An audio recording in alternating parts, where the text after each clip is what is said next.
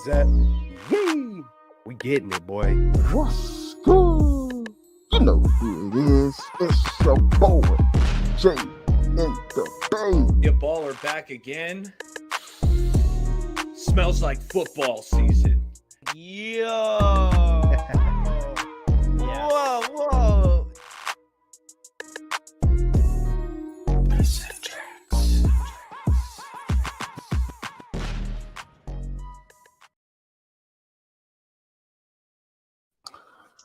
Faithful Niner Empire.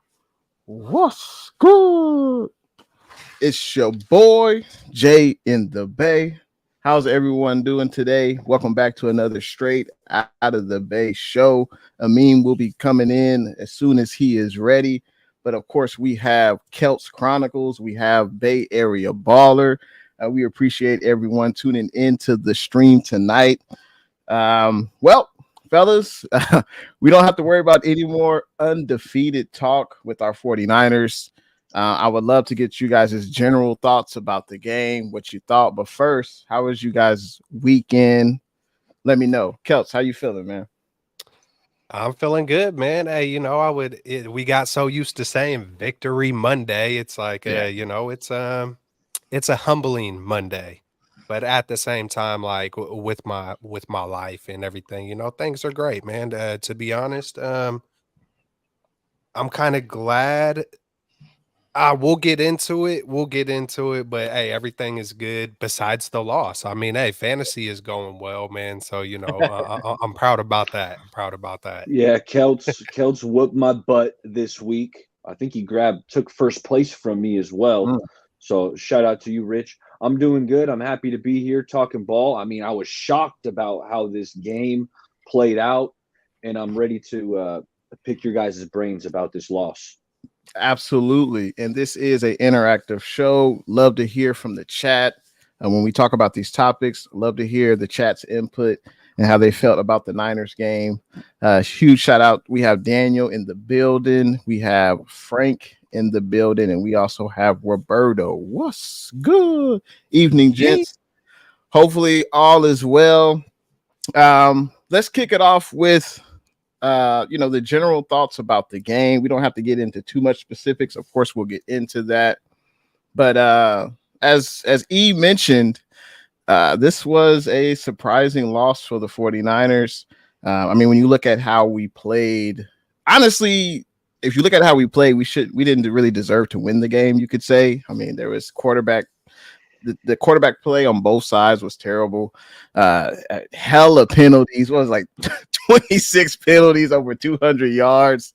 It was a mess of a game. The weather had something to do with it. There was some calls that didn't go in our favor, but I think this was a wake-up call for the Niners.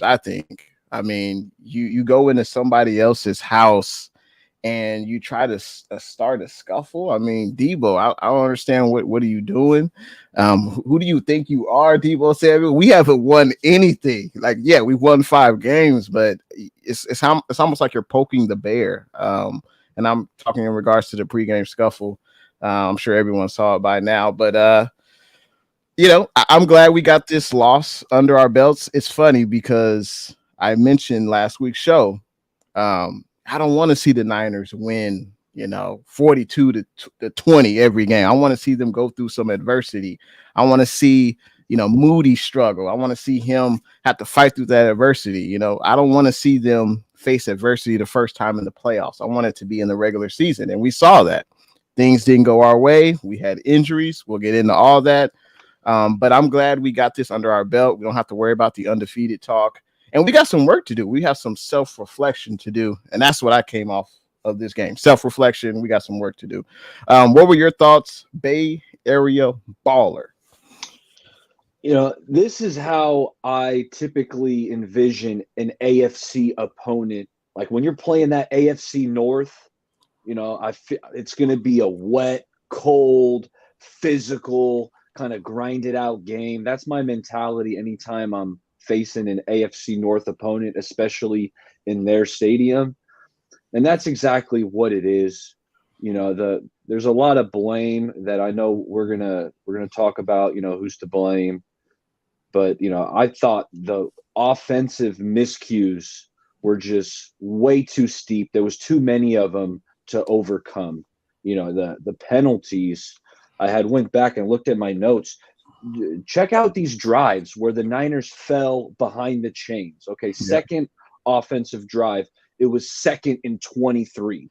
That was after a bad screen and a penalty. Third drive, they had converted on 3rd and 3, but no, Spencer Burford, hands to the face. Instead of a conversion, it's 3rd and 15. Excuse me, 3rd and 13.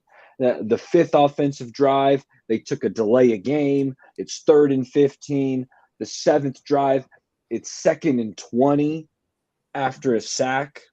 It was just too many offensive miscues, penalties. There was a 1st and 25. Like, come on. How are you supposed to overcome 1st and 25? That was a Trent hold and another. It was just so many penalties. It was hard to keep track of.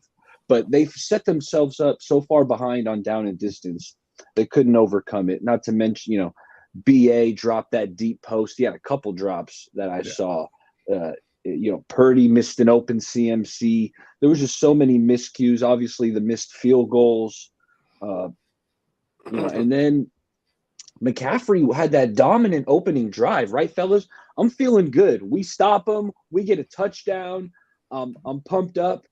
And after that, McCaffrey had 10 carries for 13 yards. Other than that 30-yard run that he dished out on that opening drive, 10 carries, 13 yards. So just I'm putting this one on the offense and the miscues because just the totality of this offense, it was lackluster yesterday.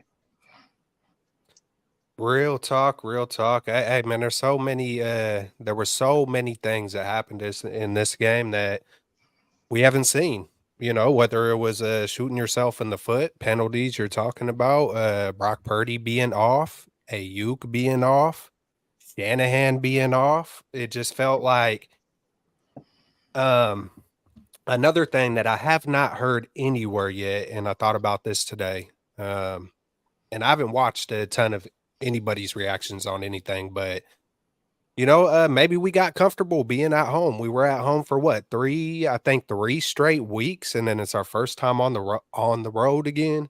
It was our first time on the road again, and hey, those things happen. And does anybody else notice that it seems kind of like that Browns game just had the feeling, like you were kind of saying a little bit, Baller, was just that East Coast. It had the Eagles feel to it. There was the Eagles, just the gloominess, just the time of it, just everything had. And I feel like anytime, even if I remember Washington when it was raining a few years back, we won that game. Nick Bosa sliding on the ground, but it feels like Kyle, almost whenever he expects a dogfight or kind of like a game where it's like kind of like that, kind of gloomy, it feels like he kind of curls up. It feels like he kind of curls up to the moment. I don't know if you guys noticed that or not, but it didn't feel, just the whole feeling from players to coaches, the whole surrounding of it just didn't feel right. But hey, we started out amazing. Go right down the field, touchdown. They get the ball, interception, Fred Warner. I'm like, okay, we're rolling. Hey, this can be a repeat of the Cowboys right here, and we got humbled, man. It's the trenches. Jay and the Bay is always talking about the trenches. We got lightweight manhandled, but the blame could go so many different directions: weather, road, this, that, and then on top of it, we still have a chance to win the game with Brock Purdy's worst game and just all the different kind of adversities you would want to face. And then I never felt like we were going to lose that game still. And then when they did go up, a little part of me, I don't know what's happening to me growing up, a little part of me wanted the Browns to go up. I wanted to see Purdy make a comeback. I wanted to see the dramatic. I wanted to see what he would do in that situation. We got a glimpse of it versus the Raiders last year. But hey, man, it's the NFL. You could get humbled. The very best team could lose to the very worst team in the NFL. The NFL is different. There's 22 moving pieces. There's a lot of decisions being made. It's not like basketball, but it can happen in basketball as well, you know. And hey, man, I'm glad we lost. It had a feeling like we lost in the playoffs because we've been rolling, man. You know, the last time we have lost was the NFC championship game. But you don't lose for so long, and Purdy's never lost a regular season game in the NFL. So I think it was a good timing. I think we're going to lose maybe another game or two. Um, but I think it was a good timing to get that first one out the way, just before it created more weight, I guess. I was going to say, great minds think alike. I was thinking the same thing. I wanted to see Purdy play from behind, will the team down the field. We got a penalty that was in our favor, but he showed that he could do that. That's what I wanted to see. Moody had a chance to win the game with the field goal kick. I want to see that in the regular season. I don't want to see his first, money kick or winning kick on the line to be in the playoffs. I want to see it in the regular season. He needs to get those calluses for him, Moody, on his foot. So that way he knows what that feeling is like, what that pressure is like in the moment, on the road, a hostile environment. Like, he's got to feel that now. So I think it's great that obviously we want the team to win every game. Yeah. But that's the only way you build character in those moments when everything's out on the line, you're down, you really have to make plays. And I want to see that now. And I think we got a chance to see that, and we know what we need to work on. We have Frank and Bay Area Throwbacks in the building. What's good? Roberto has an interesting comment. He says, what is worrisome? The defense struggled to stop the run. I thought they did solid the first 3 quarters. I think the Browns obviously had some big runs in the fourth. And then he says on the number of missed tackles. Yeah, I think we had 9 missed tackles in the game, which definitely is something we need to work on. Well, I think those two things go hand in hand, right? If you're missing tackles, then it's going to be tougher to stop the run. Yeah, on that one, Berto. Yeah, and he says once they lost Debo and CMC, the offense was crippled. I saw a crazy stat. Our first drive, I think it was like 7 plays, 75 yards, and then like the next 30 plays, we had a total of like 85 yards. Like it was just crazy. Debo basically got hurt. We'll get into the injuries, but Debo got hurt like on the first play. Where he took that jet sweep around the corner. Basically, they said that he was losing feeling in his shoulder as the plays progressed. He only ended up playing like 8 snaps. And then we were without CMC basically the entire second half. So, Shanahan definitely has to pivot to other playmakers, like Kittle only having 1 catch, 2 targets. Like, what's up with that? Not running with Jordan Mason when he had 5 carries. He looked good. Mitchell doesn't have it. I'm not saying he's a bum. He's dumb, but he's just not there yet. He's not ready. They need to feed Jordan Mason, I think, a little bit more, especially the fourth quarter. I think we had the ball, 3 minutes left, 3 straight passing plays. Obviously, if we would have been able to convert, no one's talking about it, but force Cleveland to use their timeouts. Just certain small things like that Shanahan should know by now. Barrier Throwback says Purdy and BI definitely did not, I think he meant to say did not have a good connection. Purdy made a few bad throws to him, and Ayuk missed some catchable balls by Purdy. Absolutely. We have Don in the building. What's good? Appreciate you coming into the building tonight, Don. Hope all is well. And Bay Area Throwbacks agrees. Definitely wish they would have started going to Kittle. I agree. I don't know why we didn't, especially when CMC and Debo are out. The connection between Ayuk and Purdy, it just wasn't clear. They weren't connecting. They weren't on the same page. Purdy was throwing behind them, throwing high, and yeah, just wasn't a solid connection. And it's weird because we haven't seen that all year. They've been pretty excellent all year, Purdy and Ayuk. Let's talk about the 49ers injuries real quick, because obviously that was a big factor in the game. We saw Debo go out, CMC, Trent got hurt, I think, on the second offensive drive after the interception. So there were some updates on Debo's shoulder. Basically, he's day-to-day, and his week 7 status against Minnesota is still up in the air. So that's just something we'll have to monitor throughout the rest of the week. Christian McCaffrey, he's got the oblique/rib. Looks like he had, I think when this report came out a few hours ago, McCaffrey was getting an MRI, so they don't know the severity of his injury. He did try to go back out, but it was one play, and then he went back to the locker room. So McCaffrey is listed as day-to-day with the rib oblique. Trent Williams, the big silverback, toughed it out. We saw that he kind of got rolled up on that second offensive drive. He's got a ankle sprain. It's not a high ankle sprain, so that's the good thing. But he's also day-to-day. We'll see what Trent Williams does the rest of the week. Dre Greenlaw, he didn't play. Obviously, he missed the game due to the hamstring injury, but he should be back at practice. That's the expectation for Dre Greenlaw. George Odom, quad contusion. He suffered that in Sunday's loss, and he's considered day-to-day. So hopefully we'll have those guys for the Monday night game against the Minnesota Vikings. I want to talk about something real quick. Obviously Moody was perfect, this entire season. We're talking about the regular season, and, he struggled in yesterday's game. So I would love to hear you guys' opinion, the chat. Is it time to send a care package to RG? And if you guys don't know RG, I'm talking about Robbie Gould. Should we send a care package? I don't know. So I don't know. I think he's used to be with the Chicago Bears. Maybe he wants some Chicago tourist things. I don't know. But should we, come to Robbie Gould on our knees and beg and plead for Robbie Gould to come back? Obviously, he wanted a salary that the 49ers weren't interested in paying, so we moved on with Moody. But is it time, Faithful, that we plead and beg Robbie Gould to come back to the Niners? I would love to hear you guys' thoughts. What you think, E? Not yet. Okay. I'm going to give Jake Moody another opportunity. I'm going to keep rolling him out there. But I will say it's a relatively short leash, fellas. Like if he misses another game winner, then I'm probably calling up Robbie.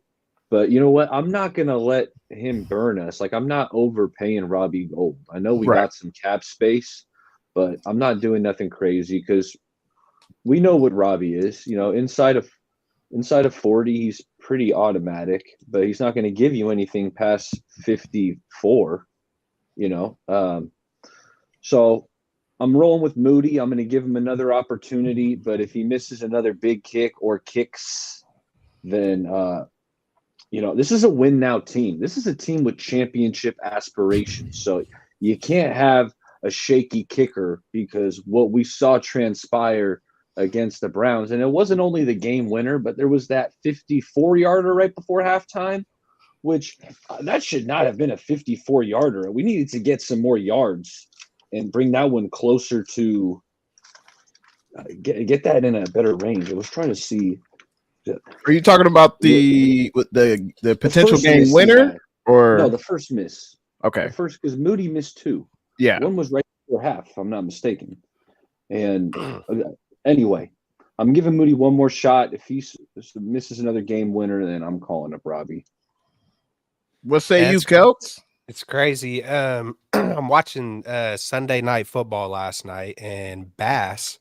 I'm watching Bass kind of closely because I believe Baller has him on a fantasy team. And what does Bass do? It was almost identical to what Jake Moody did. He missed two to the right, almost from the same spot. Nice. It's just, and I believe Bass was perfect on the year. Bass is a good kicker. He's a good kicker.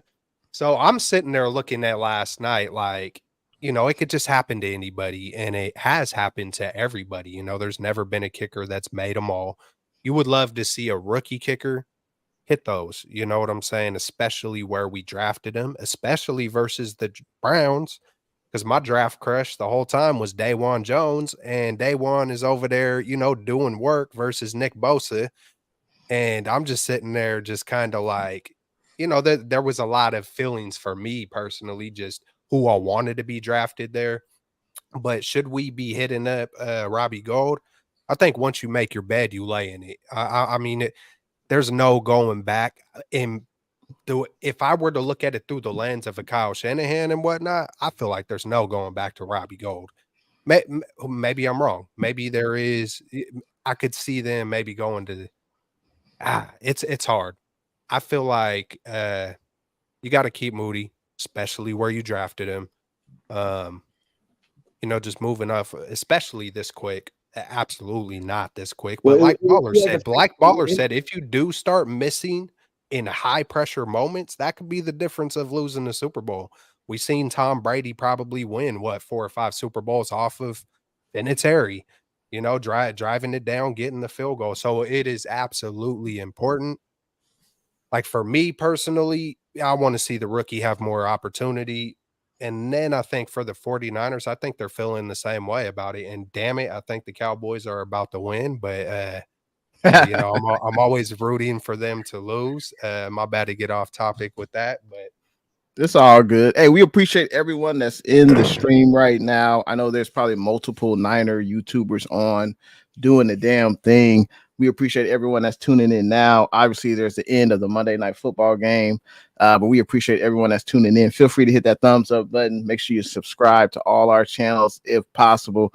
The links are in the description. We got Blue True in the building. What's good? Blue True says we need to go to Robbie Gould. And if you do, what I was going to add was I don't want to cut Jake Moody. I don't want to cut him. If you did want to bring in Robbie, you're coming up with some kind of phantom injury. They already did it with Cam Latu. I don't know if that's a phantom injury, but there's ways to kind of sneak guys onto the IR and open up a spot. If Moody, and obviously, no one wants injuries. If Moody had a season-ending injury, then go to Robbie G. Absolutely. But if Moody's healthy, he has to go through these growing pains. It's the only way he gets better. That's the only way he's like, okay, I felt this pressure before. Just like anything you do at a lower level, and then you go up to the professional level, it's going to be a little bit different. The pressure is going to be more intense.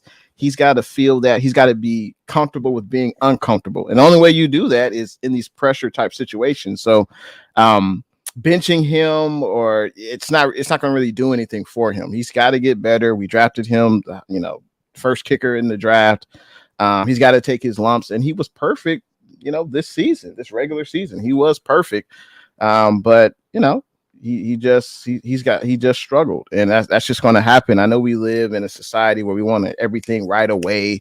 We've got to draft these guys, and they all have to be perfect. They don't make any mistakes, and that's just not reality. So I say we stick with Moody, unless he's missing multiple kicks, as Barry Baller said, or if he sustains a season-long injury, then I think we go to Robbie. But other than that, we're not sending no care package to Robbie, and there's no way in hell Kyle Shanahan and Lynch are going to say, Robbie, will you please come back to us? There's no way in hell they're doing that. I just don't see them doing that. But moving on, what should we address now? Let's go into some of the 49ers miscues. I would love to hear from the chat.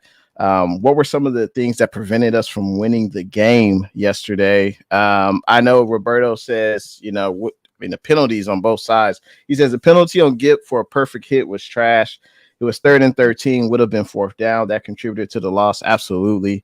You could even say the call on Mooney Ward. That was also on, I believe that was also on 3rd down as well, where they called him for holding, which I think it was a ticky-tack call. But one of the biggest ones was at the end of the first half. I don't see how they felt that PJ, attempted a pass on that play. He's getting tackled by 2 people, and it looked to me like it was a fumble. Obviously, that could have turned the game. At least the bare minimum, the Niners get possession of the ball. Maybe Bosa would have ran it in for a touchdown. I know he did later, but I think that was a huge call. Just one other miscue I just want to mention. I think the inability to get George Kittle involved in the game. Clearly, we know he's a hell of a blocker, but you got to involve Kittle. You got to involve Mason. I think those are some things that, for whatever reason, Shanahan doesn't trust Mason. I don't understand it. He scored a touchdown. He had 5 carries, over 5 yards a carry. Give the man the ball, especially when Purdy's not on the mark today. Like we saw it. He wasn't on the mark, so let's try to run the ball. But not involving Kittle was just criminal, absolutely. Kelts, if you had a miscue that stood out to you, Feel free, man. Man, it was just all over the place, man. You know, like I said, just the overall thoughts. But hey, the rain, even and I don't care if it's a sprinkle, I don't care if it's a monsoon. If the ball is wet, it could not even be sprinkling. Let's say there's just a lot of moisture. Let's say the field is just wet. If the ball is wet, it's going to affect someone like Purdy Yeah. more than the average quarterback because I mean I think he has smaller hands. You know, he's a smaller statured quarterback. We've seen it affect. It was barely raining versus the Seattle Seahawks, and we seen him overthrow quite a bit in that first half of the playoff game. We seen the ball slip out. I was thinking to myself, man, I wonder if he's going to put a glove on. And I don't care what you got to do. You know, put some stickum, gloves, whatever the hell you got to do to get the job done. And we talked about it in quite a bit on the last show, and it was a factor. I think that is why he was off. You know, they showed it. They showed another throw where it was wobbling, and you know whether it's even cold weather can make a ball slicker. It doesn't just necessarily have to be a monsoon, and it's not an excuse. It just is what it is. It affected what he does, the wind and the rain, whatever. And so I think they should have. I think Shanahan just could have been more on point. Be more on point when a Debo does go down or a CMC does go down. You know, maybe not. You know, maybe integrate what you would do. And I know Ray had some miscues, and then it all of a sudden it all kind of starts snowballing. Whenever a little pressure hit, it just feels like it kind of snowballs on Fill Kyle me in. What did Shanahan. Ray do? He lined up. He lined up timing. wrong. It was just I- timing. It just feels like coming in and out of, you know, just timing. Just even getting in and out of the huddles, being in the right positions, motioning, That's even right. if it's I a did second see him. late. He was in the wrong spot one time. Yeah. And he ran into Trent. Because you know how Shanahan is. If something's a second off, or even if it's not a delay game, but it's getting close, he's starting to get pissed. He's starting to kind of get tense.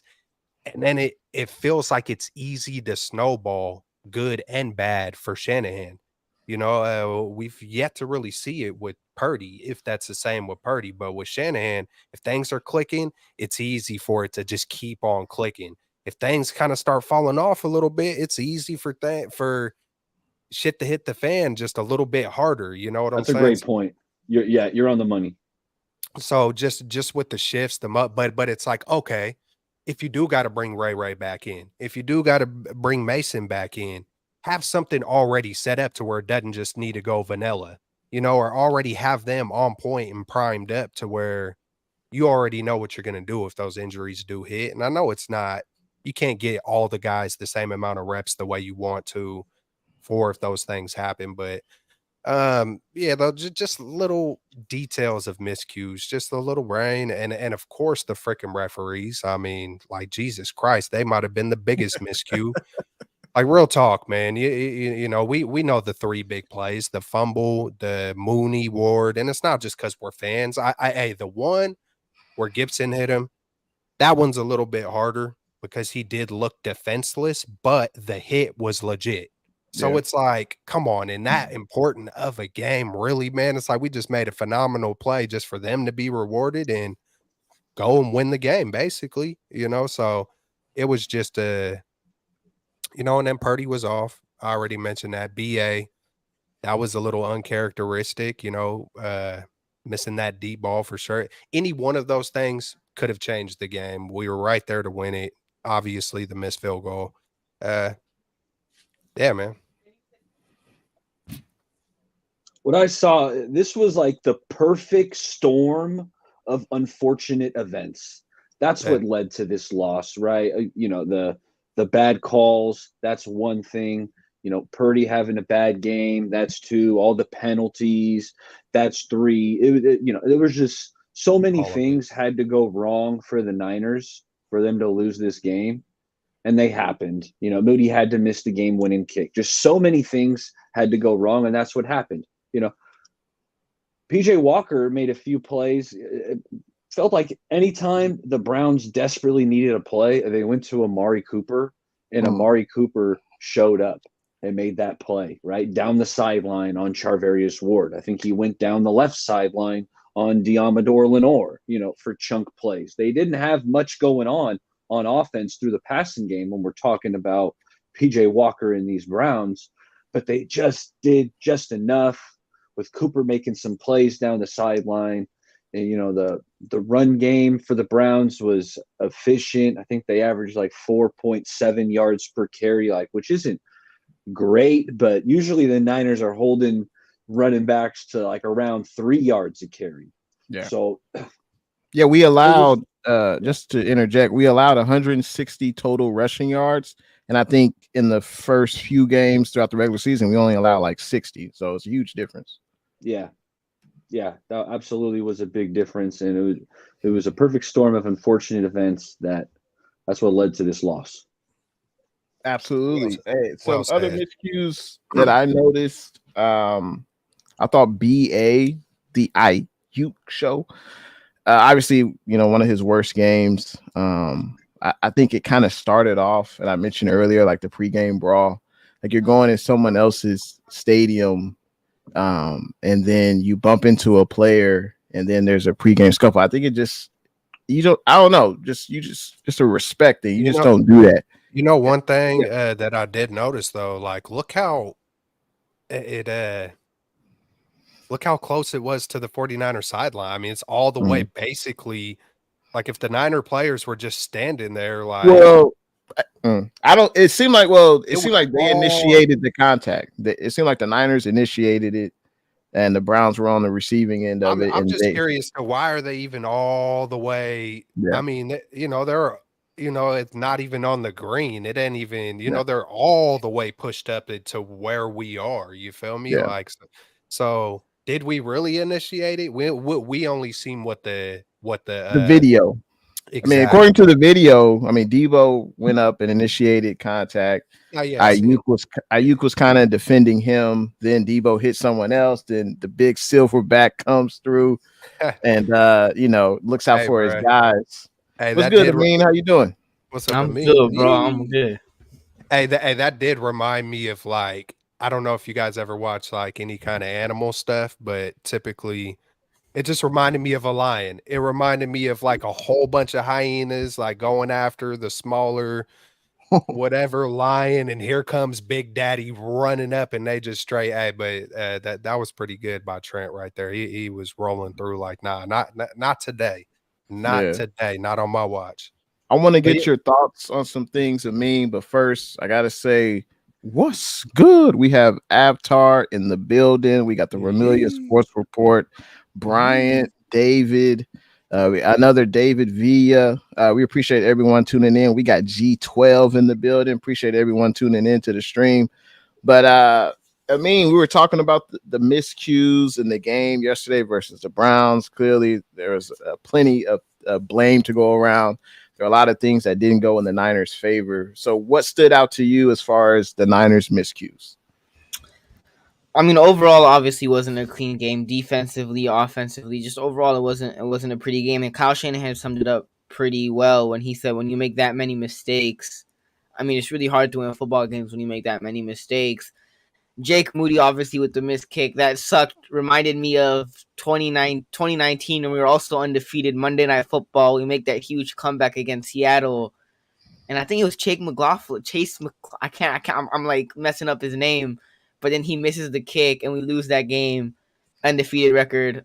We lose a game where I think we were like 8-1 at that point. But obviously it sucked. Purdy probably played his worst game, but even in his worst game, he still gave the team an opportunity and had his Jimmy moment in a way, because that's what Jimmy was really good at. 2-minute drill, game on the line. Most of the time, Jimmy could, move the ball down the field, and the Niners would be able to be set up in field goal position, and Brock Purdy put his team in a position to win. But obviously, like Shanahan said, when you make that many mistakes, it's really hard to win. And at the same time, I don't really feel like it's all in the Niners' fault. I felt like the refs had some really bad calls on both sides. The Deshaun Gibson, I don't know what the hell that was. That Deshaun Gibson penalty at the end of the game, I think that really hurt the Niners. But overall, sloppy game from the refs, sloppy game offensively, sloppy game defensively. It wasn't pretty. Also, just some stats that stood out to me. The Niners only 3 of 12 on third down conversions. That's just not going to get it done.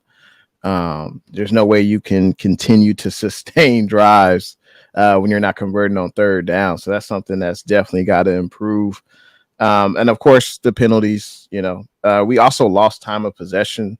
Usually, that's something that we win, pretty easily. But that's something that didn't happen. Were there any other miscues from the panel, from the chat that stood out before we move on to the next topic?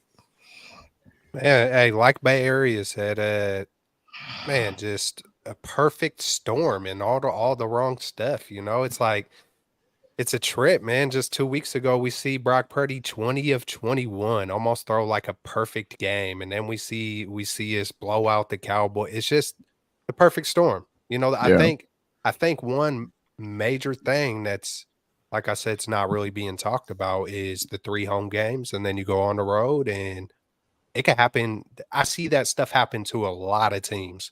Be at home for a while, go on the road, or vice versa. You're on the road for a while, you come home. Just that little switch up. Sometimes it could get you, and it was a perfect storm of just everything going wrong. We could call all 10 things out, and then what a trip, man. PJ, and hey, you know what? I might as well do it because I know at some point it's going to happen. And then we see the Eagles lose to freaking Zach Wilson. Like holy cow. We lose to PJ Walker. I'm back on the bandwagon. Zach is back, baby. Zach is back. Wow. And now it's making me think of the mustache. The mustache is gone, man. Just soon as we started hyping it all up, we thought it was gonna grow to the floor. I just realized Baller cut off the mustache. The magic mustache is gone. Within 5 minutes of that missed kick, that mustache was gone. Done. He took it all out on the mustache. Oh man. It was the I felt this game was weird. The trend all season was Brock Purdy is stout under pressure. He's still able to, stay in the pocket, deliver those throws. It doesn't matter if someone's in his face. And in this game, he still stood in the pocket, but he just wasn't accurate on his throws. I think the 49ers interior offensive line kind of got, I wouldn't say they got mollywopped, but they kind of got thrown around a little bit. The big man in the middle. How many sacks they get? They didn't get, I think they only had like maybe one. I think they only had one, but it seemed like, from my couch, Purdy was just running for his life.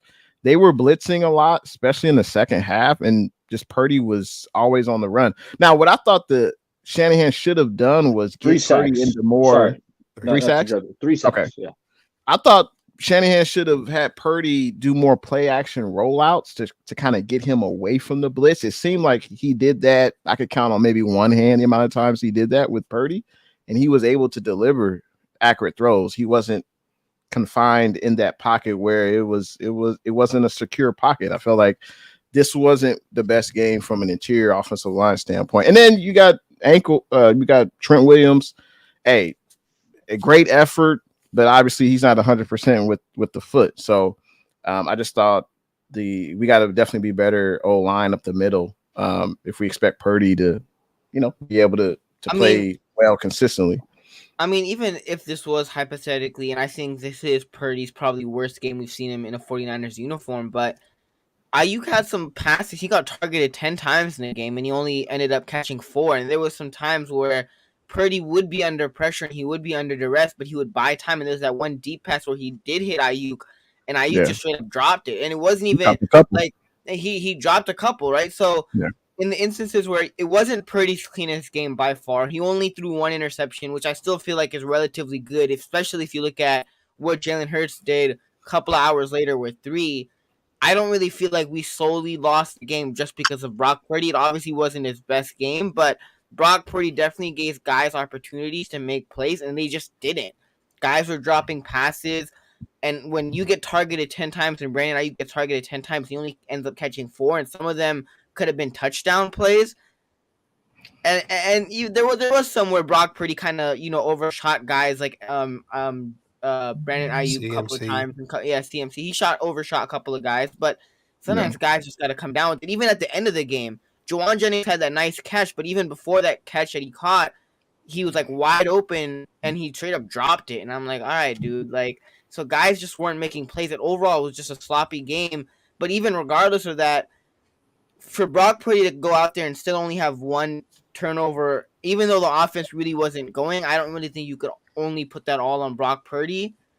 But to still only throw one interception, where you look at Jalen Hurts threw 3, like I still trust Brock Purdy's decision making as a quarterback, even regardless of this one bad game. I just feel like he obviously didn't have his best game, but when he did give receivers opportunities to go make plays on the ball, they just didn't. They just ended up dropping them.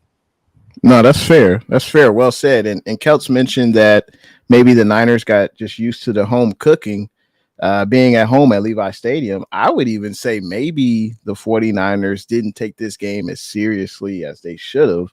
Maybe, hey, Deshaun Watson out. We're going up against XFL Hall of Fame player and PJ Walker.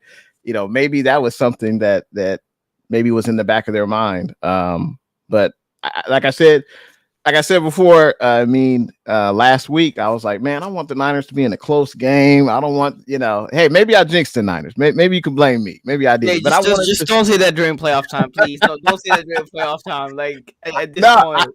I wanted to see. You have to see someone struggle to see what they're made of, and we found out what the Niners were made of. We didn't come out with the win. We struggled in several areas. Purdy had us in. Yeah, we could have won the game if Moody would have did his job, but hey, at least we see it now and not in the postseason. So I would like to see CMC not play a couple of games. You just never know in the playoffs, man. And what if we don't have a CM? What if we don't have one of these guys? I want to see this team be able to be capable, because we have become so dependent on CMC the past, 15 games. Yeah. Let's see, a little comfortability. What if that means that you take yourself out of the running for the bye? Number 1 seed. Oh yeah, no. Hell McCaffrey's no. Obviously, we know how supremely talented he is, but when he says he's ready, I'm inserting him back in that lineup because I want this guy. I want that 1 seed. As nice as it is, excuse me, as nice as it would be to, hey, McCaffrey, hey, take a couple weeks off. Let's get you a hunt. That's not how McCaffrey's wired, but also I want that 1 seed. So when he's ready to go, it's the CMC show. But what I will say, Kelts, is let's scale back some of these touches. I know we've talked about it, right? Yeah. But it's like, hey, JP Mason, he looked good. He's decisive. He's running hard. Does McCaffrey need to touch the ball 25 times a game? Like maybe that's where but when he's ready to go, he's on the field. I've been hearing. Go ahead. Go ahead, Jay. I'm just gonna say I've been hearing this a lot about CMC's usage, but what's the perfect number? Like if we go down his list of carries that he's had, this regular season, I just had it up. So it's against the Steelers, 22 carries, Rams 20 carries, Giants 18 carries, Cardinals 20 carries, Cowboys 19 carries. Browns 11 carries. Also, he added in 27 catches over that time. So what's that number that he shouldn't go above? And as E mentioned, he's not wired like that. Man, CMC's best, I think one of the best NFL running backs on the planet. He wants those carries. He wants to be the focal point of the offense. So can he still do that if he's getting 10 to 12 touches, 15 touches? But I keep hearing that. Take him out, but you take him out around the 50-yard line. When the Niners get the ball close to that 50, that's what I see a lot of teams do in the league. When they get to around the 50, they bring in the backup, for 3 or 4 plays. Yeah. And then as soon as they get closer to that goal line, they're putting their horse back in. Whereas we just constantly keep McCaffrey out there. Yeah. So that would be my answer. So that'd probably scale it back, So I think anything over 20 carries is a lot. I think 15 to 18 carries, with 3 or 4 targets, that's the sweet spot in my opinion. I see other teams also every other drive. The one drive they'll use one running back, the next drive, you use the other one. But yeah, mix it up. I mean, Mason is too talented and too not just talented, man. He's got that dog on top of it. So I don't know if it's I don't know. I don't know why you wouldn't. I could see if it was so far apart, like if it was just like we had CMC and then we just basically had nobody. I could see why you wouldn't. You know what I'm saying? But when you do have someone like Mason, why Exactly. not?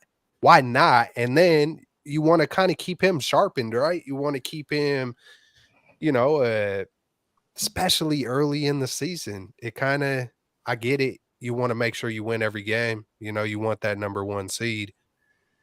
I don't know. It's hard. I wouldn't know the reasonable number, I guess, because you know, it all depends on CMC. Like where is CMC's gas tank? You know, we could say it's hard. I'll just say that. It's hard to really gauge it all. I guess CMC would know better than anybody, but hey man, hopefully it's nothing serious and you know, it is what it is. I don't really think it's a specific number. I just feel like it's based on scenario, right? And it's not necessarily like that 15 to 20 carries for CMC. You obviously, he's your lead back. You gave up draft picks to go out and get him. And we obviously knew Shanahan, even going back to last season, utilized CMC in a huge way.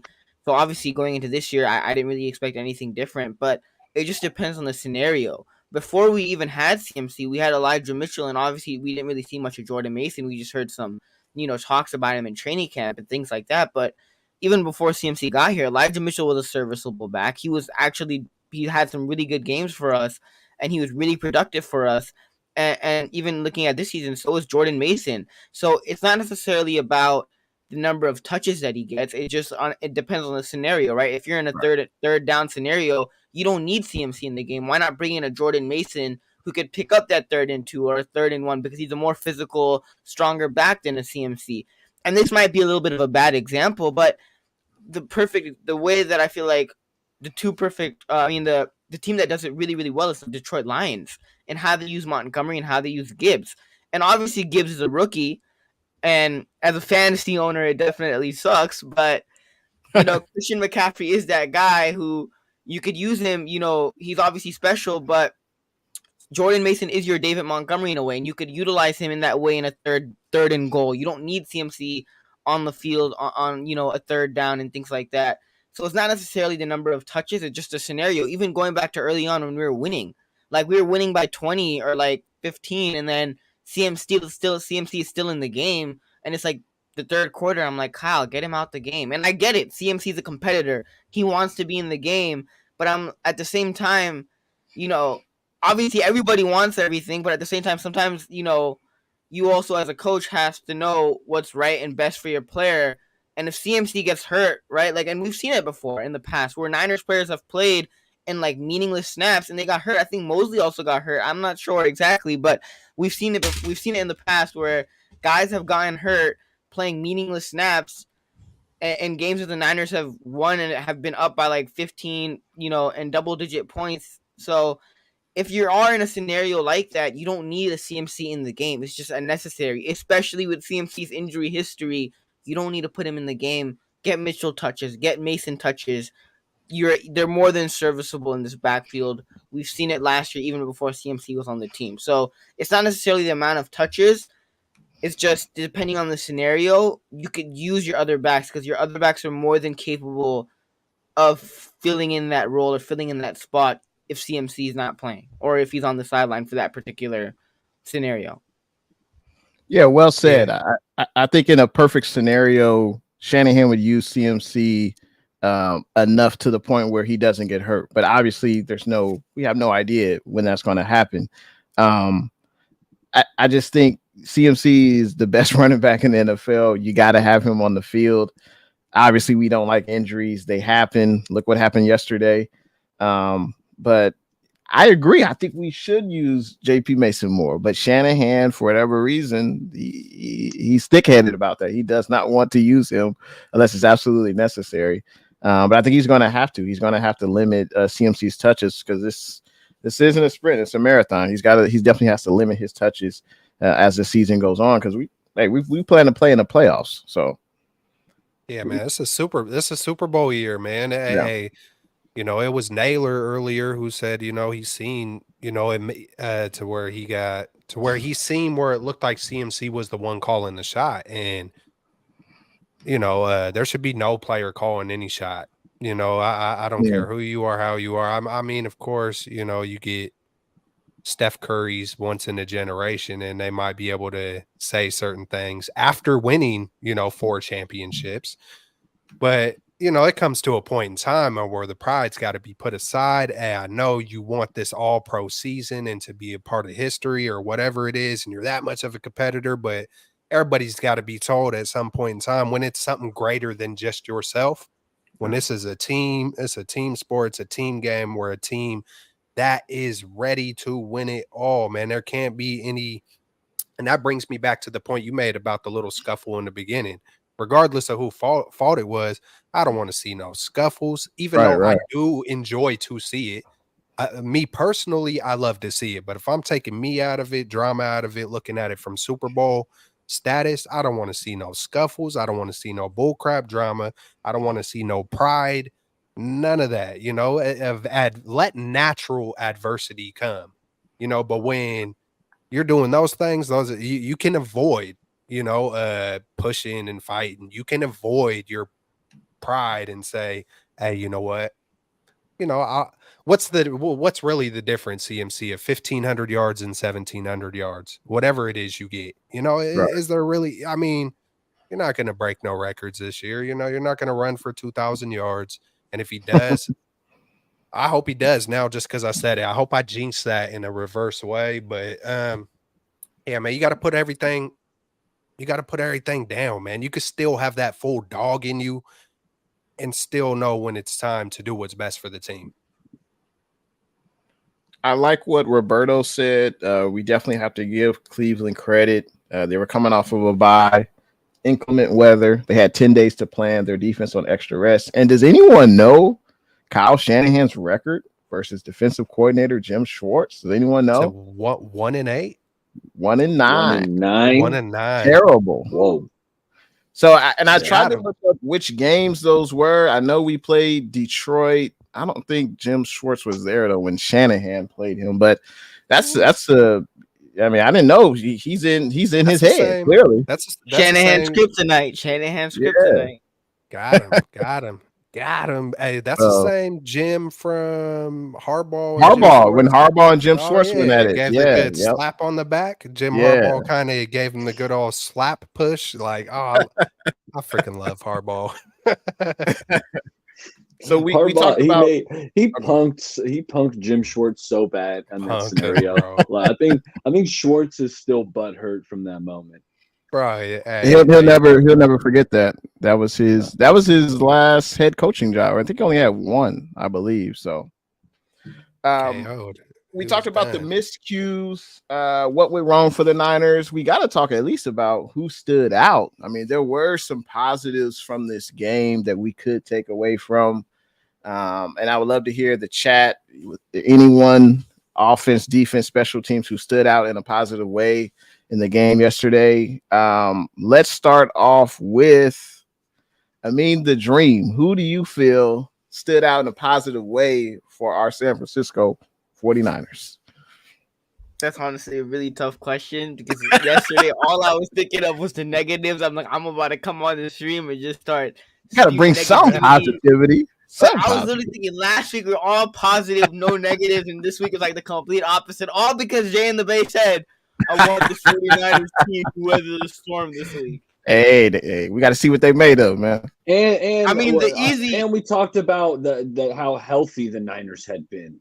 Yeah, and that was not good. Hey, still no catastrophic, man. Hey, if it's not nothing catastrophic, man,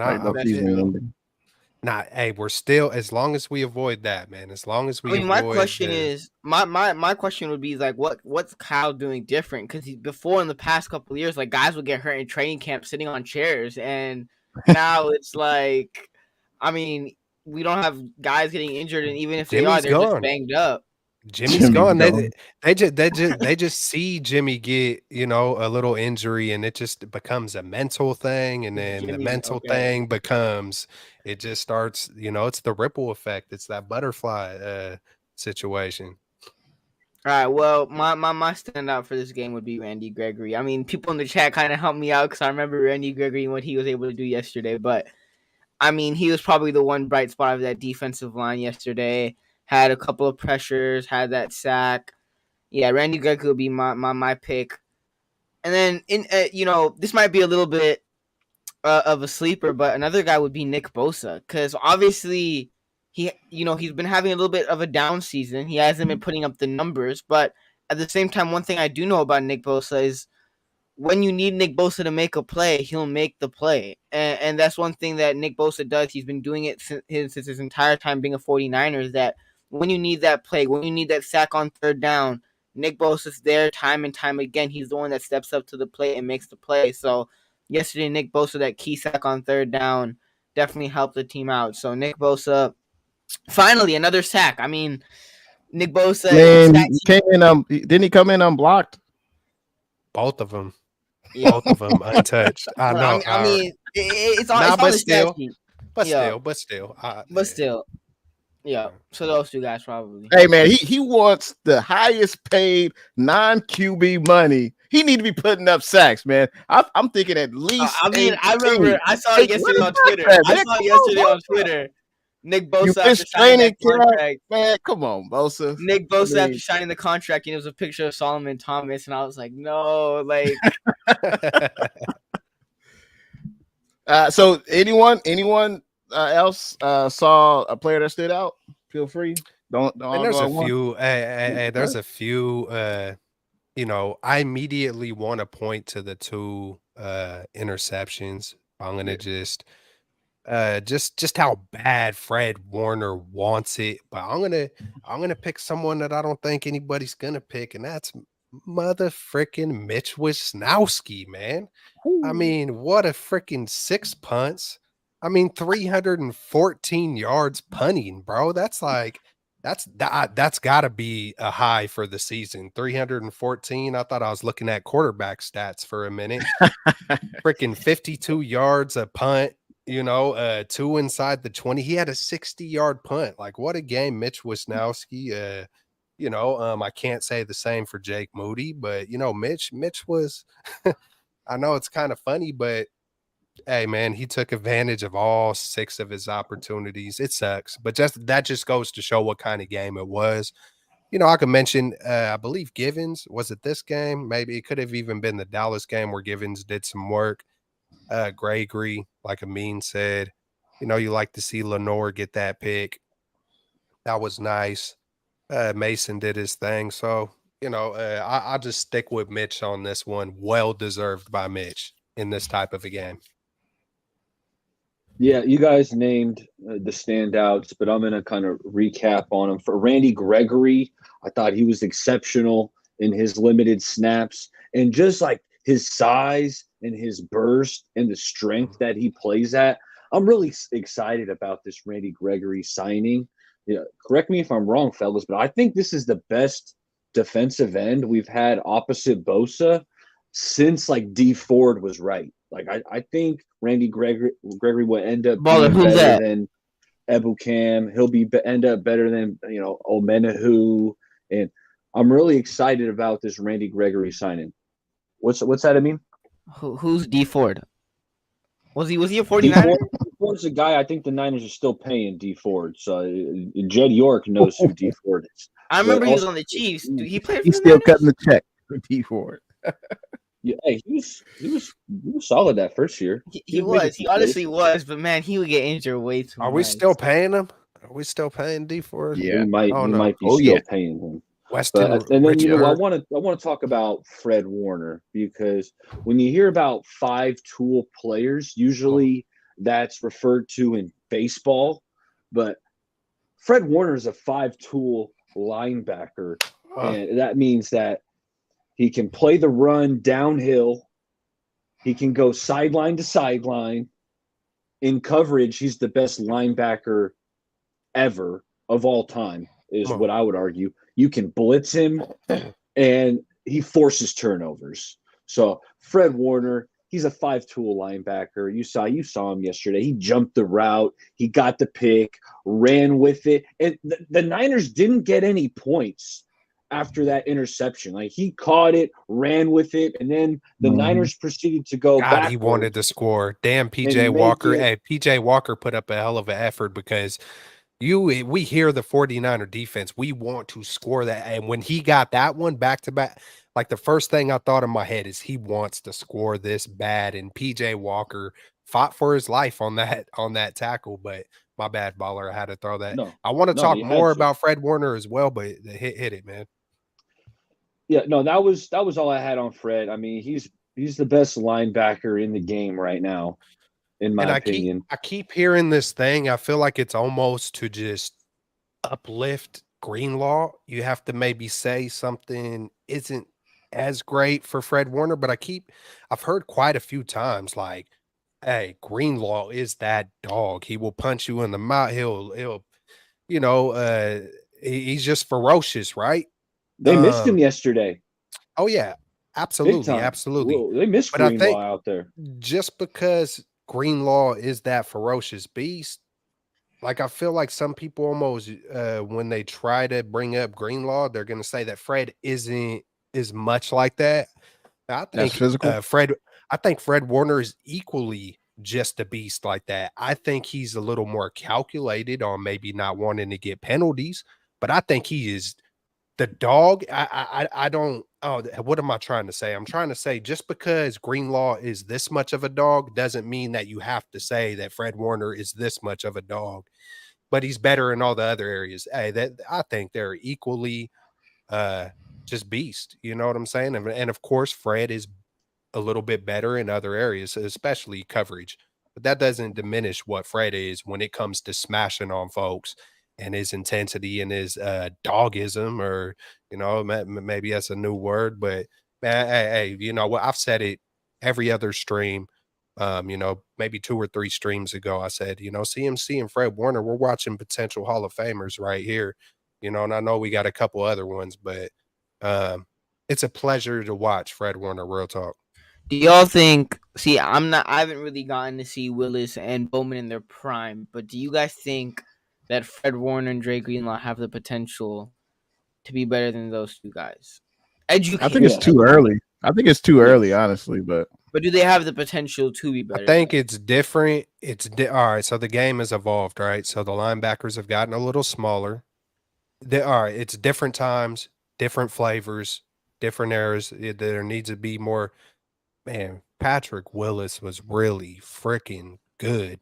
They were just a little bit bigger back in those days. Patrick Willis was fast. He was a straight monster. I think they definitely got the potential. Well, once it's all said and done, I was heartbroken when Patrick Willis stopped playing football. That sucked. I wish we could have seen more of it. Man, we're blessed to have this kind of group of linebackers from back then and right now, because I think they could definitely get there. And it would be hard to say that they're better. It just, they would still have to put together a few more good years. But what do you guys think about it?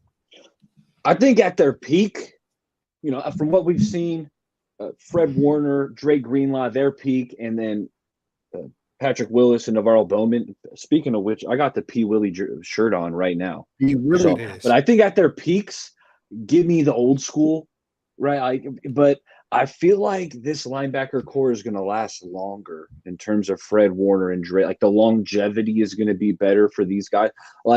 Here's how I think is a better way of wording it. I think Fred Warner and P. Willis are they were both the best linebackers, at their perspective time in the NFL. And I would say Navarro Bowman is just a tad bit better than Dre Greenlaw. Hold up. I got to make my point. I think Navarro Bowman is just a tad bit better than Dre Greenlaw. So I would say right now, they haven't surpassed that former linebacker core, but not saying they can't get there, because they can. It's really close, but I think the edge of Navarro being a little better than Dre Greenlaw, I think, just kind of maybe in coverage or even I mean, Navarro Bowman before he got injured was just freaking spectacular. But Yeah. what's up? I mean, All right. Didn't Ray Lewis play at the same time that Patrick Willis did? Ray Lewis was a few Or years was that like, his back older. end of his career? He's Was that older. in the Yeah, back that end? was the back end Willis of his was career. in the Okay, back okay, end okay. of Ray Lewis' career. Because there was other guys that were out there in Patrick Willis' time, and obviously Bowman. There was Ray Lewis, but I think Ray Lewis, right? Like he was at the end of his, Oh, the torch was but- passed. The yeah, torch but was Fred passed Warner, for. Fred Warner, at least watching football now, heavily Fred Warner is like there's no debate. Fred Warner is the best in the league. It's just different. It's funny how it's or it's not funny. It's just it's evolved It's a different in a game. different direction. You know, they were able to hit a little bit more back then. It makes me want to see Greenlaw and Warner back in the older days to see if Warner would, just like, take his head out of it a little bit more and just smash on folks, because that's what Patrick Willis was doing, man. And Goldston, Hittner, just that whole 2012 squad was pretty ferocious, man. For me, I think it's way too early to even make that comparison. I know it's an easy comparison to make, but like Patrick Willis was like a first round pick. Went to like 8-9 straight Pro Bowls. He was all pro. Bowman was all pro as well. I just think I'm not gonna say they're not in the same class, but I just feel like Warner and Greenlaw got to put more years together as a Pro Bowl tandem and get some all pros. But there's no doubt those are the two best linebackers going after P. Willie and Bowman. There's no doubt about that. But no, I just think Willis and Bowman, the longevity is definitely on their side. As far as who stood out, I think the defense as a whole was good enough to win the game. You get 2 turnovers. You only allow 19 points. Like, I think we'll take that on any given Sunday. Oren Burks, he did. Before I go to Oren, I think I thought of the same thing that E said, that the team missed Greenlaw. Warner is physical, but I think Greenlaw, just from what I've seen, it's just on another level. He's willing to hit you out of bounds. He's willing to get that penalty, whereas Rich said Warner's not going to do that. He'll just push you out of bounds. He may hit you, but he's not going to go past that line usually. What I see in Greenlaw, I see in Huff, which is borderline dirty. If Huff was on another team and I saw what he did to the team I root for, I would say, oh, Huff is a dirty player, because he toasts that line and he sometimes passes it, but he hasn't really gotten penalized for it yet. I just want to mention Oren Burks. He led the team in total tackles. He had a huge tackle on Amari Cooper that prevented a touchdown, because I think if Oren Burks didn't catch up to him, I think Cooper could have went the distance. Was that cool? It might have been Marquise Goodwin. It was one of those two. I know Marquise Goodwin had like one. It was Goodwin. Yeah. Hey, I'm glad you mentioned Burks. Got Olympic speed. Goodwin's got Olympic speed. Kudos to Burks for not giving up on the play and continuing to go after Goodwin, because he could have took it to the house. Speaking on giving up plays, I don't know if you guys saw it, but what stood out to me was Brock threw that pick. Ayuk just stood there, just stood there, didn't even try to go after the guy who took the pick. Did anyone else notice that? Or I did not notice it, but I don't like it. Point out. Exactly. I didn't like it. So I see quite a few times, even Debo or I see a little bit more where players are taking off if the ball ain't coming their way, or just, it can't be too hard. I know you want to have gas in the tank for the end of the game when it really matters, but it can't be too hard to run, Right, exactly. I know you're trying to conserve energy, but maybe that'll help you be in better shape if you're just selling, just kind of. But I didn't see that. I want to go back and see that, because I don't like that stuff, man. I don't like it. But I'm trying to see when it happened. But I don't. Yeah, let's see. Yeah, I have to get back to you on that. It might have been in the third quarter. He threw it behind Ayuk. Ayuk obviously was disappointed by the throw, but you at least got to run, show some type of effort to try to tackle, the defender with the ball. But so yeah, that's something I noticed. I mean, because I could always just come back to the, hey, you're getting paid millions of dollars, man. I just watched it. I You're just doing a watched it. job. And Was yeah, it the good? ball gets tipped up. Ayuk just kind of looks at him and just kind of hesitates, and then it looks like he thinks, "Oh wait, I should go get him."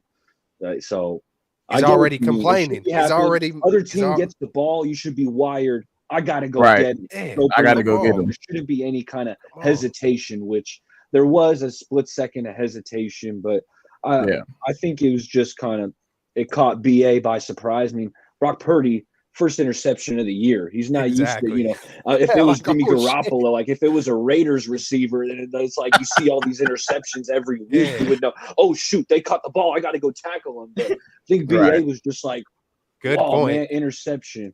Oh shoot, I got to go get him. So there was some hesitation, but I want to give him the benefit of the doubt because I feel like Ayuk, he hustles, he plays hard. So I think it was just kind of a split second mental lapse. Good That's fair. point, Baller. Yeah.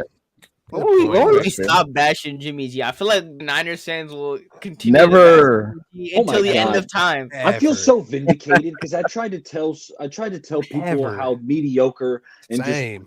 Jimmy Garoppolo was not good, and Dude. Shanahan was making him look better than he is. And Jimmy now G that- lives in your mind rent free. Every show we do, we bring up number That was- 10. He ain't on the squad no more. That was the Every whole argument. The whole argument was like, dude, watch, get someone a little bit better than Jimmy and watch. And Yeah. just But it's still funny though. It doesn't it makes a difference when you're watching the game and when you look at this team. But in terms of the way that the media talks about Brock Purdy, still it's ridiculous. And the funniest thing is, and what also irritates me the most is that when Jalen Hurts for this year has I think he has 7 touchdowns and 8 interceptions, something like that, especially after last night. And Brock Purdy has 9 touchdowns and 1 interception this year. But when Jalen Hurts balls out, Jalen Hurts is MVP conversation. Jalen Hurts is freaking ridiculous. When Brock Purdy balls out, it's like, oh, it's Kyle Shanahan. It's the scheme. It's because they have Christian McCaffrey, Debo, and Ayuk, and they have George Kittle.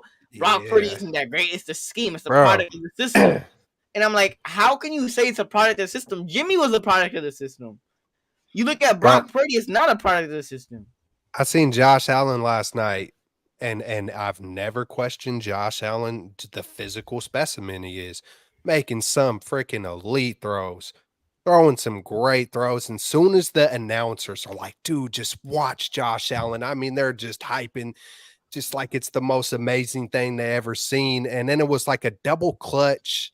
It was like a key moment too. And then he just a slight double clutch and basically throws it in the dirt. And it's like, it's just like, you can make the spectacular throw, but if you ain't doing the dink and dunking properly, you ain't never going to have a chance to make that spectacular throw. It's like it all kind of comes back down to efficiency and clutch moments, in my opinion. And, I still think Josh Allen is a tremendous quarterback. Herbert tonight, absolutely amazing quarterback, has everything you would want. And you see him making some overthrows, like 2 or 3, exactly what Purdy did in the Rams game, maybe a little worse, or whatever. My point is that there's more to quarterback than spectacular plays. And I don't care if you make 5 spectacular plays, like win the game, be efficient. And, yeah, man, there's always going to be the talk. That's what makes it great, though. Sports, there's always going to be the opinions and debates, and everybody's got their flavor. Doesn't mean that it's right or wrong, but it does suck to hear someone like Purdy not get talked about a certain way. It's like, I feel like that's been San Francisco in general for a long time. They always want to kind of, whether it's votes to Bosa or, it's that East Coast bias type shit. So it is what it is. I mean, but I just want to go ahead, Jay. I was going to say just about number 10, he's a polarizing figure. I mean, he's rich. Men want to be him. Women want to be with him. I mean, I think that's one of the reasons why we both put the same look. What? You ain't got to lie. I mean, hey, the women think he's handsome. Even though he's an average quarterback, he's got money in the bank. I think that's part of the reason why. That's part of the reason. And just quickly on Purdy, by Purdy playing well, it proves everyone wrong who scouted the NFL draft. He's the last pick of the draft. He shouldn't be doing this. It's not Purdy. It's the system. It's not Purdy. It's the weapons. It's not Purdy. It's because of the defense. I just think the only way Purdy's going to get respect from the national media is he's got to win a Super Bowl. I think that's the only way. That's honestly true, Ball. That's honestly true. And no, but that's the thing, though. What makes Purdy so elite, in my opinion, is that he's just such an elite processor of information. Yeah. Like the way that he processes things, the way that he's decisive about things, the way that when he does process a certain, like when he does see the field and he has to make a quick decision, he makes that quick decision, and he also does it accurately and on time. Like the way that he's able to process information so well. And that's the thing, right? Like looking at what Jimmy Garoppolo did with Brock Purdy, as a Niners fan that watches this team, you see the difference. But when you see like a Justin Herbert making a 85-yard, like or 75-yard pass down the field, like off his back foot, like that's obviously cool. Obviously that it'll get clipped. But at the same time, if you look at Justin Herbert's stat line, it might be like 14 for 30, 1 touchdown, 1 interception. Where when you look at Brock Purdy, it might not be a 75-yard throw off his back foot or like a no-look pass. But at the same time, if you look at his stat line, it's like 21 for 23, 2 touchdowns, no interceptions. It's a clean stat sheet. So what Purdy does so well is that he's an elite processor of information, which you can't really necessarily scout that, right? Whereas a scout, you're looking at hand size. Like we talked about this last week, but like hand size, arm strength. Like I don't even understand why quarterbacks really have pro days. I feel like pro days honestly pro days are useless because like obviously we know every quarterback can throw. You see it in the games, but like what really makes the quarterback, I feel like in my personal opinion, what makes them good or bad is obviously how much you obviously want to win and how much you really love football, but can you process information quickly? And that's what Purdy has, right? It doesn't matter how far you could throw the ball. If you could throw it 75 yards on the field, that doesn't matter. It doesn't. So looking at Brock Purdy, like in coaches, there's been coaches that have also been saying it. That's what makes him so great is that he's an elite processor of information, and that's what we've seen from him so far. Yeah, I feel like even if he did, it depends on how we would win a Super Bowl. I could see us winning the Super Bowl a certain way, and them still getting on Purdy. I feel like Purdy would have to play, with a couple less players in him to kind of, do it on not on his own, because you're never going to do it on your own. But I think to get complete respect, I feel like they would want to see like Patrick Mahomes, for example. He isn't lighting up the stat sheet this year, but they are 5-1. You know what I'm saying? But they're still winning. They're still getting the job done. You know what I'm saying? I think for Purdy, without being the top pick and with his stature and all those things, I think the national media, and at the same time, who gives a damn about them? But I think the national media wouldn't unanimously give him the respect that we probably do until a couple years down the road with a lesser talent. That's just my opinion on it. But Nah, I agree. I think Purdy's got the respect of the Niners fan base and the people in the building, Lynch and Shanahan. I think they believe in him. That's what's most important. But hey, Purdy I think he'll be a pivotal player for us going into the playoffs. And if we get to the Super Bowl, I don't think he'll be, what's the saying? He won't be riding the bus. I think he'll be driving the bus. So hell yeah. I think that's what he's proven so far, that he's not just like Amin said, he can process information. He ain't the weakest link. Exactly. He ain't gonna be the weakest link. Yeah. Exactly. And that's what Jimmy felt like. Again? Yeah, what's his number? I forgot his number, but never mind. That's what some people said about, the last guy who was here, that he's the weakest link and he's riding the bus, yada yada yada. So no, but it's true though, Jay. It's true though, because if the Niners hypothetically won that Super Bowl against the Chiefs, it would be in spite of Jimmy Garoppolo. And even if hypothetically the Niners won that game, you would say in spite of Jimmy Garoppolo throwing those 2 interceptions, and if he hit Emmanuel Sanders, which would have been great. Now, that might have been a different story if he hit Emmanuel Sanders, but because he didn't, and hypothetically, if that game was close and it went into overtime or whatnot, right, we could play this hypothetical game, but still, Jimmy Garoppolo still threw 2 interceptions, still didn't have a good game, and And look at the NFC Championship. The NFC Championship game literally shows you all you need to know about how much Kyle Shanahan trusted Jimmy Garoppolo. That he literally told Jimmy, throw the ball 7 times. Like, throw the ball as least as you can. Like, do not throw the football. We're trying to make a game plan around Raheem Mostert. Hopefully he could do his thing because we don't want you throwing the ball. Ooh, Raheem Mostert, man. Hey, we Hey, haven't seen the best of him yet. Miami. Hey, You are absolutely true, Amin. But the past is the past. We living in the present and looking forward to the future. So we ain't got to worry about, number 10 anymore. But should we get into the 49ers opponent next week, or is there any lasting thoughts, ideas you have about this game, or should we move on to the Niners' next opponent? Anything pressing? No? Yeah, I think shout out Demo. covered. Kelt shouted him out, but I want to shout out Demo. I think he's been playing some good ball lately, and he ain't afraid to tackle. Yep. No, and that was a strength of his coming out of Oregon. Was that this kid, he sticks his nose in there. Yeah. I love to mention it. The 49ers DBs, it's a requirement for them to stick their nose in the run game. All these guys do it. Ward, Demo, Oliver when he's in. That's a requirement, and I think Demo's playing really good ball. I wanted to shout him out. One thing I disagreed with you on, Jay, was I had thought that we did roll out Purdy a few times. I think it happened maybe like 3 times or 4 times, and I noticed it was always rolling away from Garrett, which it makes sense, but when you do that, you're only getting half field reads. When you're rolling out, you're eliminating half the field. You're not going to throw it to one side. You're only looking at the side you're rolling out. I didn't think it was very effective, so I didn't like the rollouts. That was just one of my notes that I hadn't brought up. I would say we rolled out, like you said. I think I said we rolled out a handful of times. Like I count on one hand in my time. I thought we should have did it more. Difference of opinion. That's what this show's all about. I thought we should have did it more to get away from the rush that was affecting Purdy. That's why I thought we should get away. We should do more play action rollouts and try to get Kittle going across the middle on the crossing route.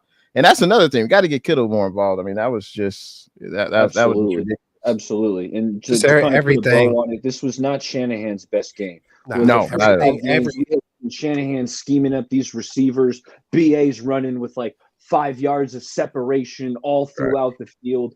We didn't have that yesterday. And another thing I noticed is, the offensive line didn't perform very well. I got to dive in and watch the all 22 and figure out, who's blowing assignments or what exactly was happening there. But one thing you could watch just watching the TV copy is all the free rushers. Right. How many times were blitzers coming in untouched, getting in Brock Purdy's face? Right. It happened at least 3 times.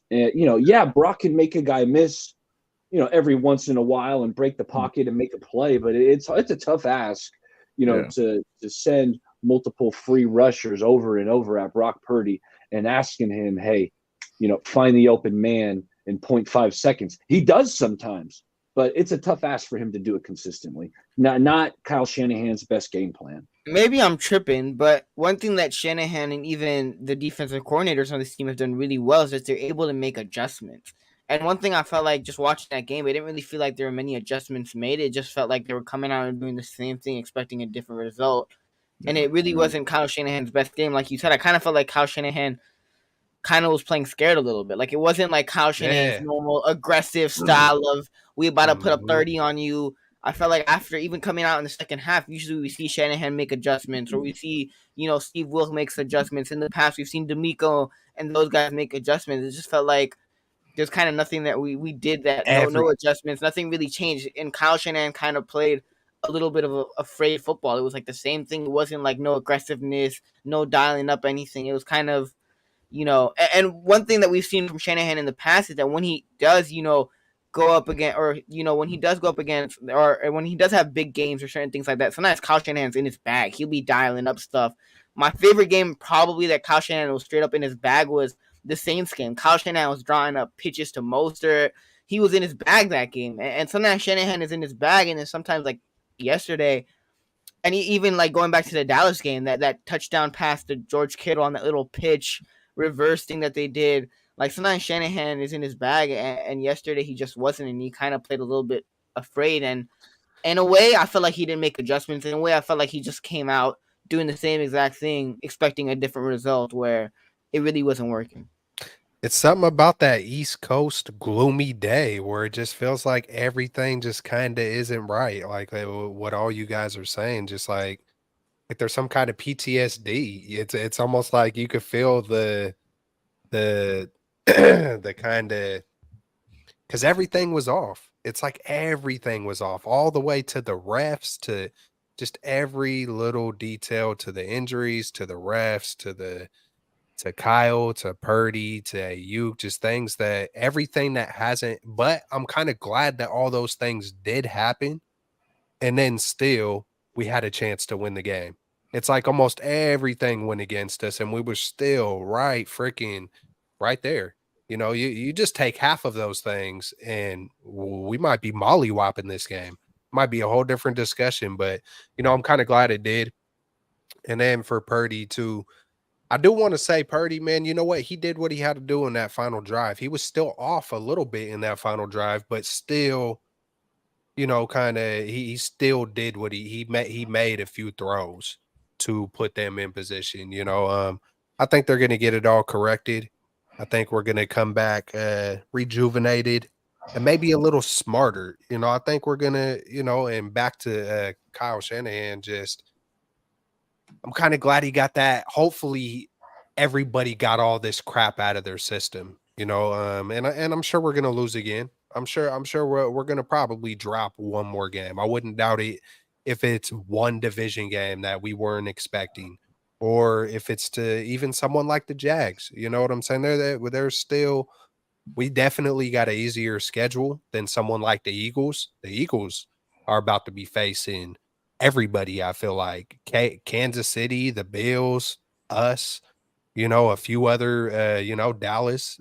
They might still have to play Dallas twice, but yeah, I feel like we got a lot of crap out of our system. Hopefully the refs don't have their hand in any more situations. You hate to, you know, there's always the saying, hey, don't leave it up to injuries. Don't leave it up to the refs, you know, and there was plenty that we can reflect and correct on to not leave it in the hands of anybody. And I think we're going to do that through the rest of the season. But don't be surprised to drop another one that we might not see coming in. You know, what's up? Before we might move on to that Minnesota game, am I the only one that misses the energy that Sala and D'Amico brought on the sideline? Like seeing Steve Wilkes up in the booth, all calm. Like, I don't know, like it's different. It's a little bit different because, like, remember, like, you know, Bosa will get a sack or Fred Warner will get a pick, and you see Sala and D'Amico's headphones flying off. They're high fiving dudes. Yeah, you know, they be going crazy, headsets falling off, bringing that energy on the sideline, and Steve Wilkes is just sitting there up in the booth just watching. I'm like, man, where's that energy? Like, I miss that energy.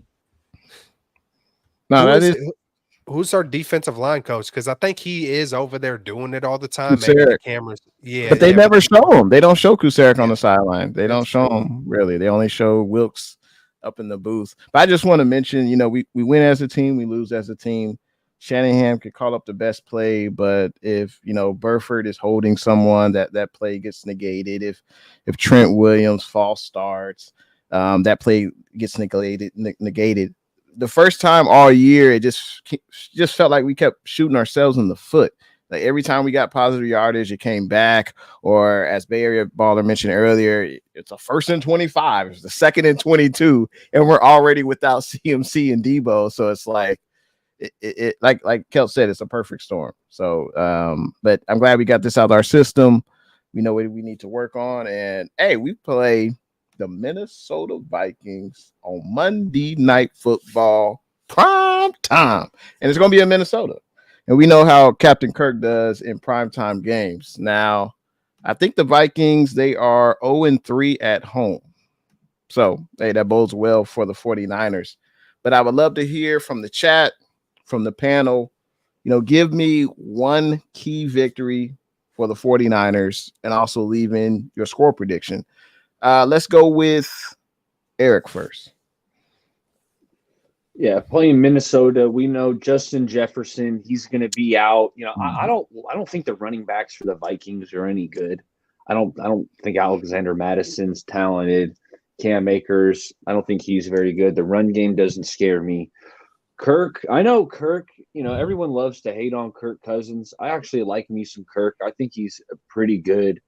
You know, I think he's a good quarterback. So you got to show respect to Kirk because he could. I know our defense is good, but he could carve you up for like 350. He throws for 300 yards. Feels like relatively routinely. They got a rookie receiver, Jordan Addison, at a USC. He's really talented. I think he's the explosive guy who you're not going to want to make explosive plays. KJ Osborne is now back into the fold. He's a solid veteran receiver. But defensively, I want to run the rock on these guys. They're light up front. Like their D line, they don't got no big boys on the interior, at least not the starters. So my philosophy would be, hey, ground and pound, and that might be with Jordan Mason, right? We don't know if CMC's playing, but hey, even if CMC's out, game plan should be ground and pound, run it down their throat, because when you establish the run, that kind of opens things up. And I think that's what also kind of hurt us against the Browns, because after the first drive, McCaffrey was shut down on the ground. So let's get the run game back going, because that's going to open up the rest of the offense. As for my score prediction, I'm going to go – we're getting back to 30. I told you last week I thought – well, I did think the Niners are going to win. I thought the streak of the 30-point games might come to an end, and that did, unfortunately. But we're going to get back to it. You know, 30 Purdy is going to show up. So I'm going to say it's going to be 33-17. Okay. I like it. Yeah, man, just to have fun with it, because y'all know me. If it's something real serious, I'll get real serious. But sometimes I like to have fun with it. And hey, we've heard a lot of Kirk Cousins talk for a long freaking time, and it's freaking Kyle Shanahan's buddy, and this, that, and the other, and Kirk this, and what if Kirk was here? He would have at least won 2 Super Bowls.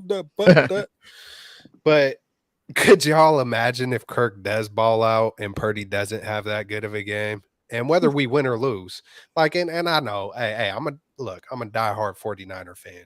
If I were to tell y'all what I really think is going to happen, 33-13, all Kirk is going to curl Kels, up. don't put it out there, Kels. You remember what Jay said last week? It happened. Don't speak it into existence, Kels. Nah, man. Hey. Well, man, just to maybe humble, or just to make people on Twitter or whatever in the sports, the overreactions, I don't know, man. I'm turning into a little bit of a monster, especially in the midseason. I would like to see people flip out if Kirk had a stat line that looked all sexy and Purdy didn't, but we still come out with the victory just to kind of, I don't know, man. Yeah, be a little troll about it, just to kind of sit back and, let's watch all these people. Let's see this grind everybody's gears or whatnot. I think it's hilarious sometimes when I see the overreactions. It gets irritating. Oh my God, we need to replace Moody right now. I just think that's one thing I've told you guys several times, man. That's one of the first things that I noticed when I did hop on social, was just like, holy crap, it flip-flops so quick from play to play, game to game. It blew my mind, bro. Like from, it just did, I mean, I don't want to give everybody all the time in the world, but you gotta just, the world just moves so quick nowadays. It's crazy to me, but I'll say 33-13, but it would be wild to see Kirk Cousins do really well and Brock on the stat line, and even eye test not do as well, because that's going to be a thing with 49ers. No matter whether we want to make it a thing or not, we're going to be gauging Kirk Cousins and Brock Purdy in this game. Or I know there's a lot of folks who will be doing that, so that's going to be interesting for for a game. that isn't very significant as far as records go and positioning of, NFC West or just even seeding and stuff like that. That'll be a little intangible. I think a lot of people will be paying attention to.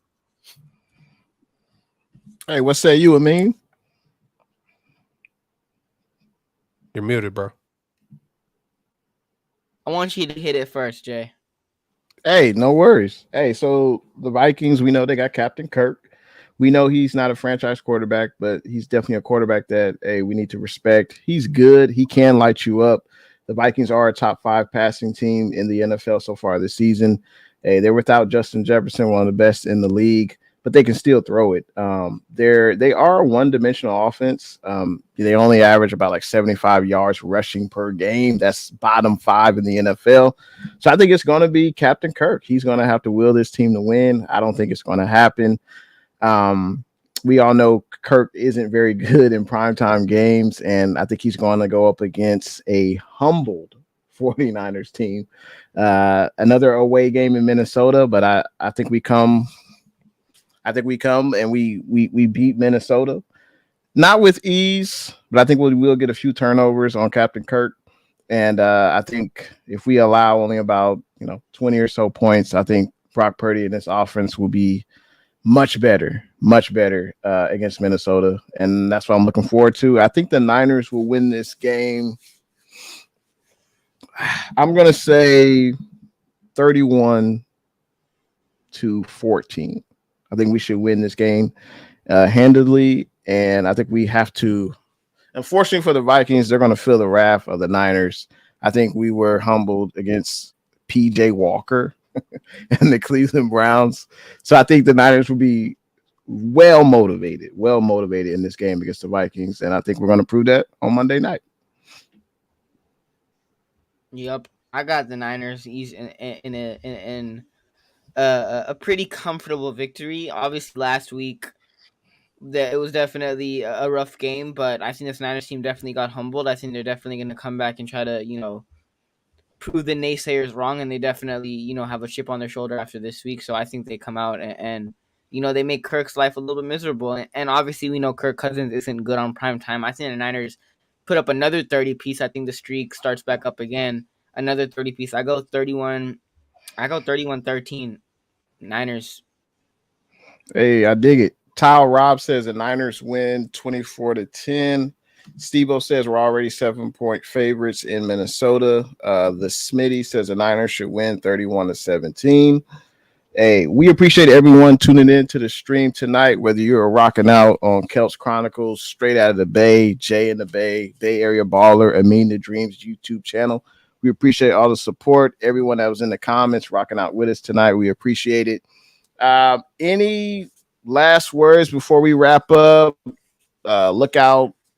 Outlook on the Vikings game, outlook on the season, just anything you want to leave with the viewers before we head on out. Let's start with one major factor. I think it's just going to be the complete icebreaker for what happened, versus the Browns. Was that little bit of bad weather, man? We seen the throws from Purdy, and we're going to be going to a dome prime time. Just the fact of being in a dome.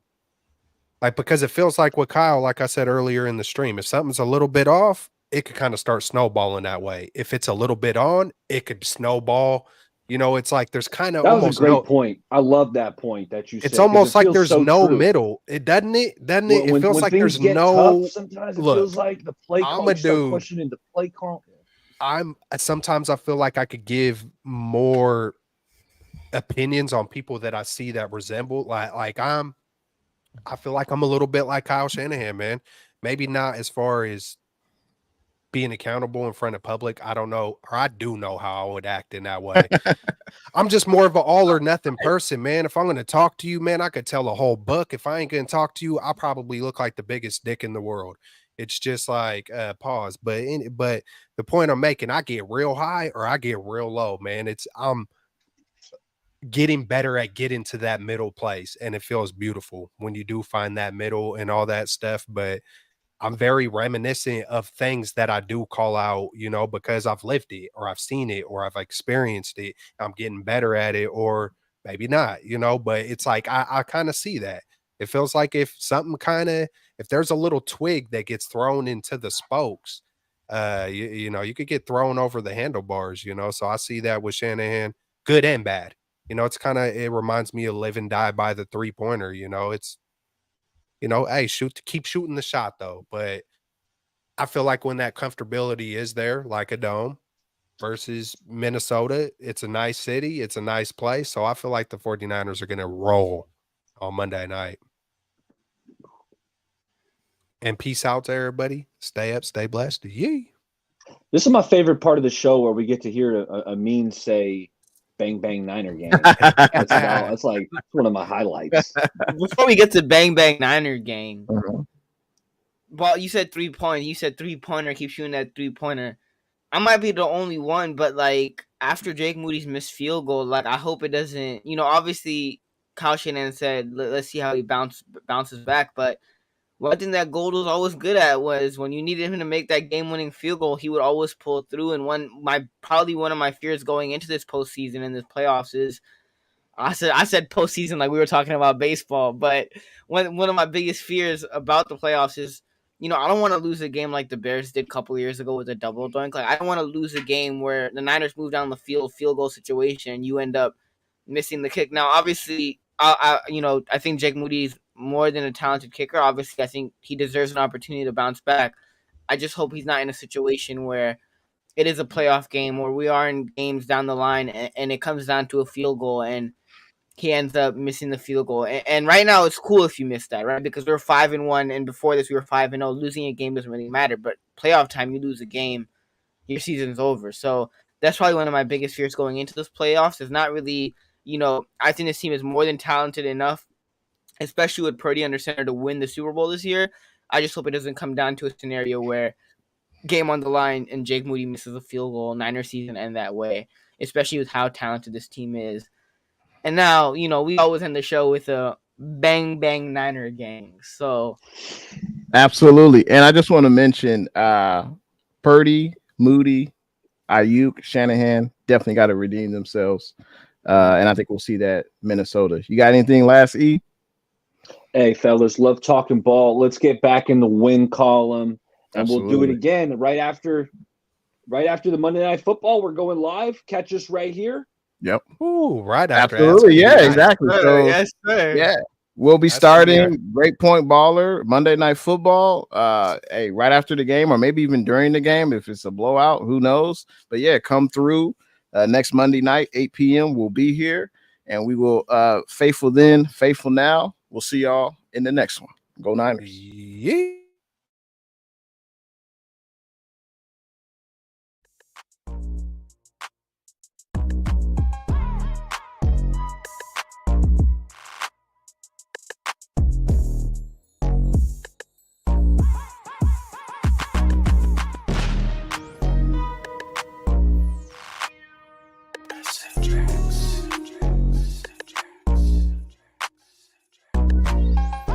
Faithful, rise up.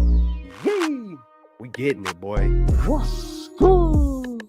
You know who it is. It's your boy, Jay in the Bay. Your baller back again. Smells like football season. Yo. Whoa, whoa.